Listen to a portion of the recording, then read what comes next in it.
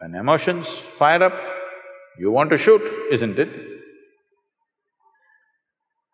So from the age of 4, 5, if you're practicing how to shoot people, when you become 16, 17, 18, don't you want to get real? Don't you want to see some real blood?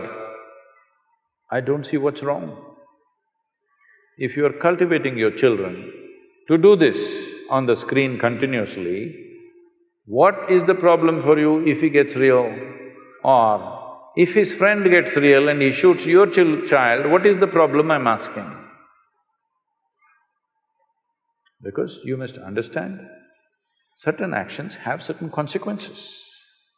This must be handled responsibly by people who are creating those things. If you bring laws for everything, then society becomes ugly. Government cannot manage these things, people should manage these things. So if somebody makes such a thing, people should not go and watch it. But no, they all want to go and see.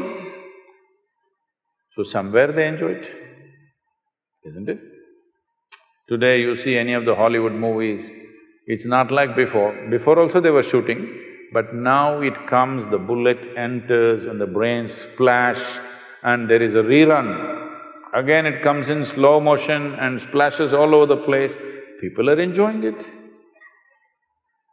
Once you enjoy these things, then violence is inevitable on the street. It's just a question of graduation, isn't it?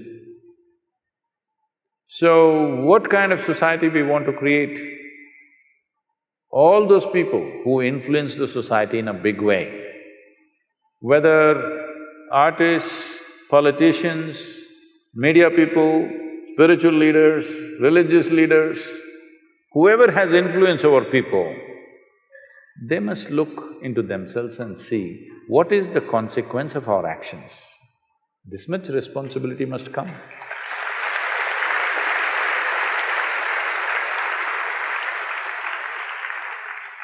Sadhguru, here. Ooh. How did you grab the microphone? Yeah. I have a question. My previous generation, my fathers are farmers, but they made me an engineer because they couldn't able to survive from their land. So the complete generation of my 5 fathers has converted to engineers or some other works. Oh. So entire farming is vanished there. I'm interested to do farming, but because of the survival problem, I came to an engineering. So how I have to overcome this process? Okay. Anyway, we would like to have a well-studied engineer, not an engineer who's converted. I don't know what that means. How do you get converted to engineering? Anyway, I understand what you're saying. See, this is a major tragedy unfolding in the country. Out of 160 million hectares of arable land in this country, 104 million hectares of land, the soil is right now labeled as distressed. That means nearly 60% of our soil is moving towards becoming uncultivable in a matter of anywhere between 15 to 40 years' time. In 40 years' time, the fertile lands that you have seen will turn into uncultivable land, maximum 40 years' time, anywhere between now to then. How does this happen? If you want the soil to be rich, before we go into that, I want you to first understand, what is sitting here as you and me is just the soil that you walk upon, it's just a piece of the planet. If the soil is weak, the food becomes weak. The food is weak, our very genetics become weak. There's substantial studies about this. So why has the soil become weak? Why such a phenomena is happening in this country? The only way you can put back organic content into the soil is by the leaves of the trees and the animal waste. Trees are gone long time ago. just to tell you to what extent. In the Ganga basin, which accounts for 25% of India's geography and 33% of India's agriculture, we have removed 92% of green cover in the last 50 years. 92%. What is our plan for this land? In Kaveri basin, which is some 83,000 square kilometers, right now we're running a campaign called Kaveri Calling. All of you must be a part of it one way or the other. In Kaveri, in the last 50 years, we have removed 87% of the green cover. So no leaves, no trees, no leaves. Animals are all traveling abroad. How will you enrich the soil? The food that you're eating is just the soil. You ate it up. What did you put back? Nothing. By throwing chemicals, you think it'll happen? Pretentious agriculture is happening. If we don't change this, whatever other aspirations we have, everything will fail. Doesn't matter what business, industry, what you develop, we'll have serious issues. People think water is the issue, water is not the issue, soil is the issue. If soil is rich, there will be enough water. The reason why agriculture is suffering is, this is one aspect. The other reason is, why at the time of independence, over 92% of Indian population was in agriculture. If you look back and see, 250 years ago, we were the largest economy on the planet. We were the biggest exporters, 33% of the world's export came from India 250 years ago. So what were we exporting? Were we exporting rice? No. Were we exporting agricultural produce? No. What were we exporting? We were exporting largely spices, more than that, textiles.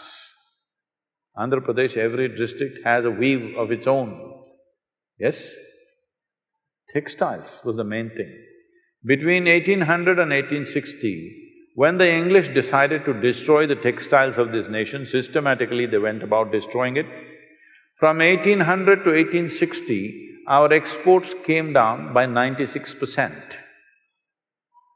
So that doesn't happen just like that. That was done as a systematic process.